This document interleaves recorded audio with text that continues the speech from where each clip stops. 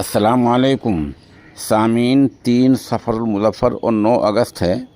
आज की ख़बरों की शुरुआत कारी तबरेज़ आलम कासमी सहारनपुरी की तिलावत कलाम पाक से की जा रही है। ये तालिब इल्म उम्मुल मदारिस दारुल उलूम देवबंद में क़िराअत अशरा की तालीम हासिल कर रहा है और ये तिलावत इसकी बरिवायत खलफ अन हमज़ा है।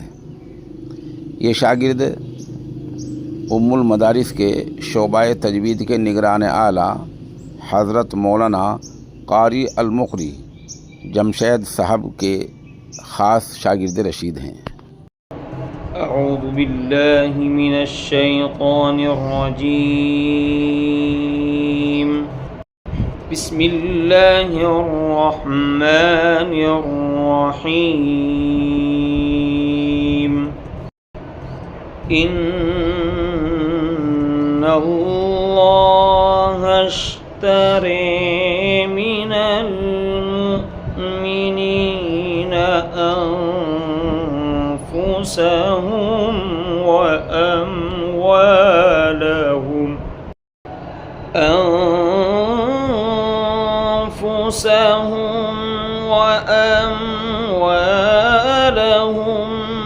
बिअन्न लहुमुल जन्नह युक़ातिलून फ़ी सबीलिल्लाहि फ़युक़तलून व यक़तलून वअदन अलैहि हक़्क़न फ़ित्तौराति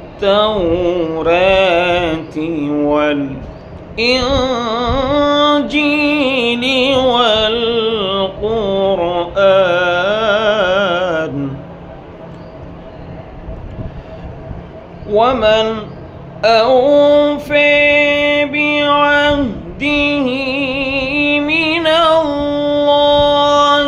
फ़ास्तबशिरू बिबैइकुमुल लज़ी बायअतुम बिही वज़ालिका हुवल फ़ौज़ुल अज़ीम।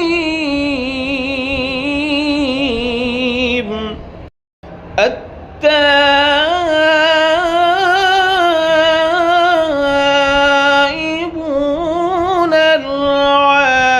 العابدون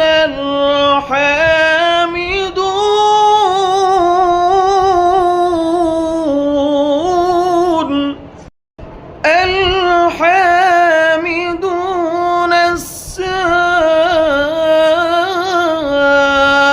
السائحون الراكعون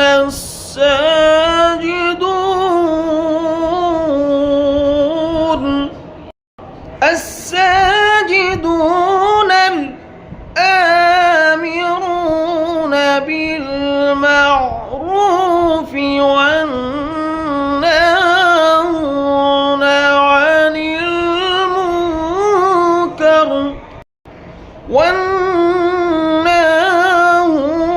عن المنكر والحافظون لحدود الله وبشر المؤمنين. ما كان للنبي والذين آمنوا أن يستغفروا للمشركين